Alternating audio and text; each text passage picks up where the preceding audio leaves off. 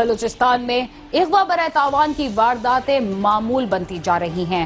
کوئٹہ سے 2 ماہ قبل اغوا ہونے والے تاجر کو تاوان کی عدم ادائیگی پر اغوا کاروں نے سفاکانہ طریقے سے قتل کر کے نعش ویرانے میں پھینک دی۔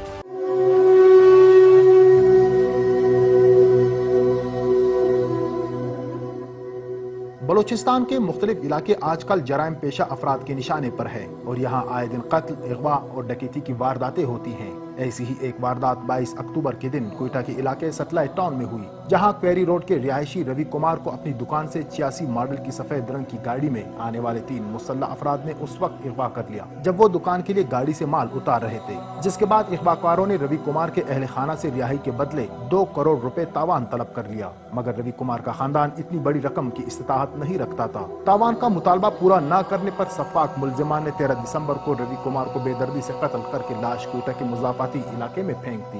ڈاکٹروں کے مطابق مقتول کو پھانسی دینے کے علاوہ جسم کے مختلف حصوں میں 13 گولیاں ماری گئی تھی۔ ویران علاقے سے ملنے والی لاش کو جب سول اسپتال سے گھر لایا گیا تو غم سے نڈھال خاندان میں کوہرام مچ گیا۔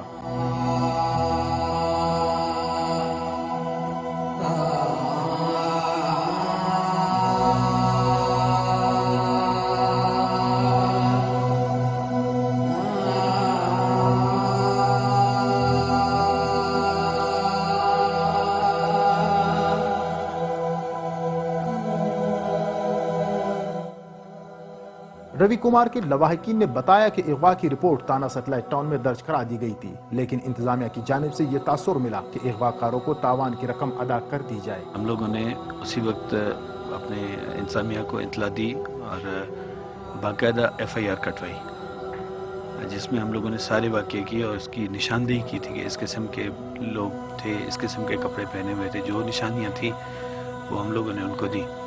اس کے باوجود جب ہم لوگ اس کے بعد جاتے رہے تو ان کا پازیٹیو ہونے کی بجائے بالکل نیگیٹو تھا، اور ان کا اشارہ یہی ہوتا تھا ہر وقت کہ جاؤ پیسے دے کر اپنے بندے کو چھڑوا کے لے آؤ۔ ڈیمانڈ اتنی کی جاتی ہے جو ہم لوگ اپنی خاندان کو بیچ کر آتے، پھر بھی ہم لوگ وہ پوری نہیں کر سکتے، کروڑوں میں ہوتی ہے۔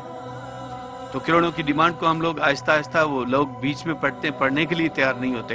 میں اس پوزیشن میں نہیں ہوں کہ آپ کو کچھ بیان دے سکوں، میری حالت بہت خراب ہے، اس لیے میں کچھ نہیں کہہ سکتا، بس اللہ ہی ان کو غرق کرے۔ باقی میں اپنی ہاتھ اٹھا کر صرف اللہ کو ہی کہہ سکتا ہوں، کیونکہ انسانوں سے توقع میری بالکل نہیں ہے۔ بس مہربانی۔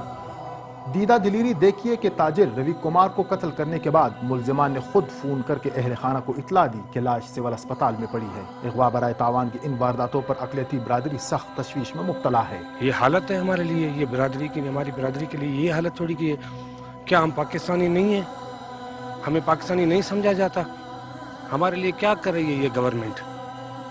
پورے بلوچستان کی ایسی کنڈیشن ہو گئی ہے کہ یہاں ہمارا رہنا محال ہو گیا ہے۔ مجھے بہت دکھ ہو رہا ہے، اس کے چھوٹے بچے ہیں، ان کی بوڑھی والدہ ہے، اور ان کی گھر کی آپ حالت دیکھیں۔ اقلیت کو کوئی تحفظ نہیں ہے، اغوا کیا جا رہا ہے، پیسے کی ڈیمانڈ سرعام کی جا رہی ہے، سرعام اٹھایا جا رہا ہے، کوئی پوچھنے والا نہیں ہے ان سے۔